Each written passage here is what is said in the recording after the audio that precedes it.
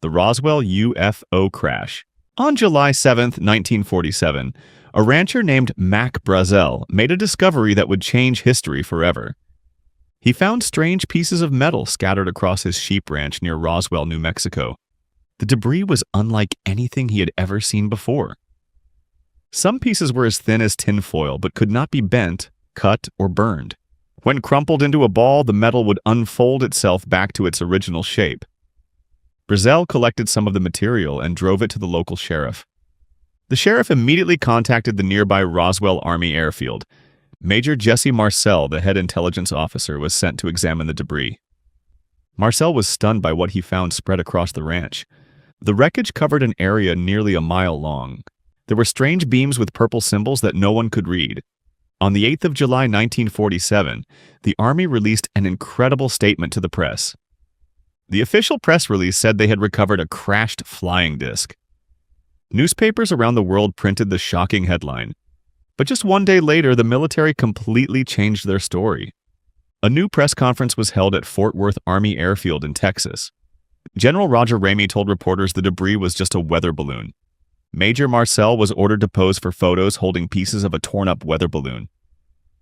Marcel later said the real wreckage had been secretly switched before the cameras arrived. For 30 years, the story was buried and nearly forgotten.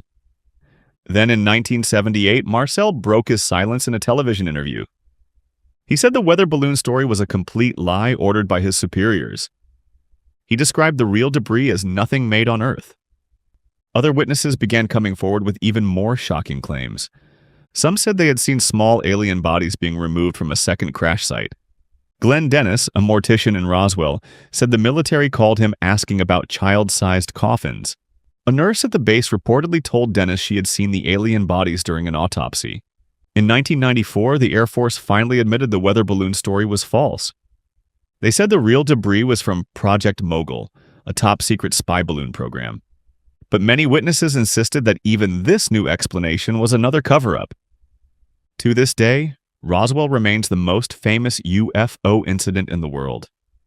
The truth about what crashed in the New Mexico desert in 1947 is still fiercely debated.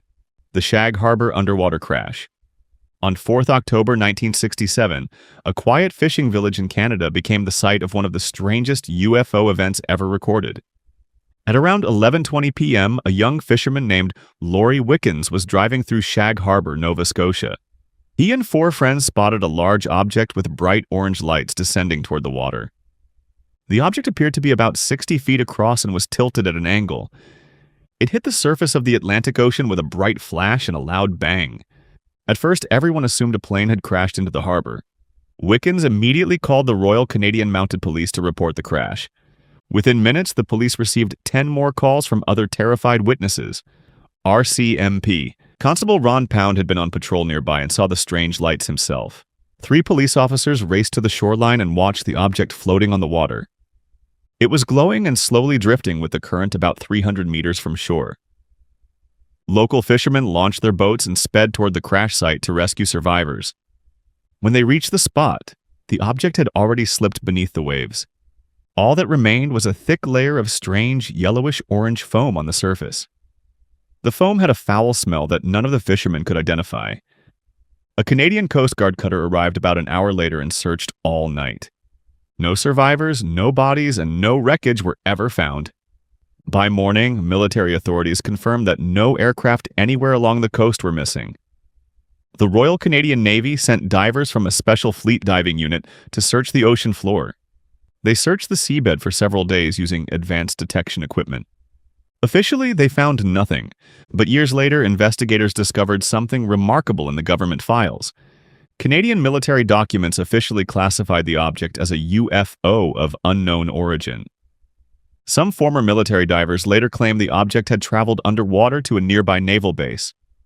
They said it stayed on the ocean floor for days before a second object arrived, and both objects left together.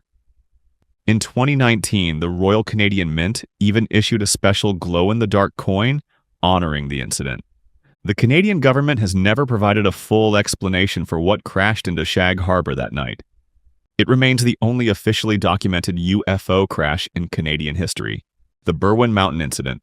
On the 23rd of January in 1974, the residents of several small Welsh villages experienced a night of pure terror. At around 8:30 p.m., families in the villages of Llandrio and Llanderfell were watching television in their homes. Suddenly, a massive explosion shook the entire region like a bomb had gone off. The ground trembled violently, knocking people from their chairs and rattling windows. The tremor was so powerful it measured 3.5 on the Richter scale. People rushed outside in panic, fearing their houses would collapse. When they looked up at the Berwyn Mountains, they saw something incredible. A huge ball of light was glowing on the mountainside, pulsing between orange, red, and yellow. Smaller white lights appeared to be scattered around the larger glowing object. A local nurse named Pat Evans believed a plane had crashed on the mountain. She grabbed her first aid kit and drove up the dark mountain road to help survivors. When she reached the site, she found no wreckage from any aircraft. Instead, she saw a perfectly round, glowing object sitting on the hillside. Evans later described it as larger than the moon, with no windows or doors. She said the object could only have gotten there by flying and landing. Within the hour, police from across the region arrived at the mountains. A search and rescue team was scrambled from the nearby RAF Valley military base. Witnesses reported seeing military trucks and strange men in dark suits arriving in the area. Some locals claimed the roads were blocked by armed soldiers who turned everyone away. A 14-year-old boy named Hugh was driven up the mountain by police officers looking for a crash site. He saw the distant area pulsating with an eerie, otherworldly light. The next day, mountain rescue teams, police, and army soldiers searched the entire mountainside. Officially, they found absolutely nothing. The British Ministry of Defense said the event was caused by an earthquake and a meteor burning up in the sky. But Pat Evans and other witnesses rejected this explanation for the rest of their lives. In 2010, declassified government files revealed that the ministry had launched a private investigation. Documents also showed a military exercise called Operation Photo Flash was happening that same night. The people of Wales still call this event the Welsh Roswell. Whatever Pat Evans saw glowing on that mountainside has never been fully explained. The Kecksburg Acorn Crash. On the 9th of December 1965, a massive fireball lit up the evening sky across 6 American states and parts of Canada. Thousands of people from Michigan to New York watched the brilliant object streak overhead. Flaming debris rained down across parts of Ohio and Michigan, starting small grass fires. Pilots flying in the area reported seeing a flash of orange fire falling from the sky. The fireball appeared to change direction as it flew, something a simple meteor could not do. The object seemed to slow down before crashing into the woods near the tiny town of Kecksburg, Pennsylvania. A young boy playing outside was the first to see the object fall into the nearby woods. His mother called the local radio station to report that something had crashed. Volunteer firefighter James Romansky rushed to the scene, thinking it was a plane crash. What he found in the woods was not a plane. Romansky described a bronze-colored metal object about the size of a small car. It was shaped like a giant acorn, half buried in the soft ground. Along the bottom of the object, there were strange symbols that looked like ancient Egyptian writing. Within an hour, the United States Army arrived in force. Soldiers sealed off the entire area and ordered all civilians to leave immediately. Armed guards blocked every road leading to the crash site. Residents watched as the military loaded something large onto a flatbed truck and covered it with a tarp. The truck was escorted out of town by a convoy of military vehicles. The official story was that nothing had been found in the woods. Investigators were told the fireball was just a meteor that burned up before hitting the ground, but dozens of witnesses knew what they had seen that night. In 2005, NASA quietly admitted that experts had examined fragments from the crash site. They said the object was a piece of a Russian satellite, but then claimed all records had been lost. A journalist sued NASA under the Freedom of Information Act to get the documents. The court ordered NASA to search for the missing files. NASA found hundreds of new documents, but said 2 entire boxes of papers had vanished. The people of Kecksburg still hold a UFO festival every year to remember that December night. Whatever crashed in those woods in 1965, the full truth has never been revealed.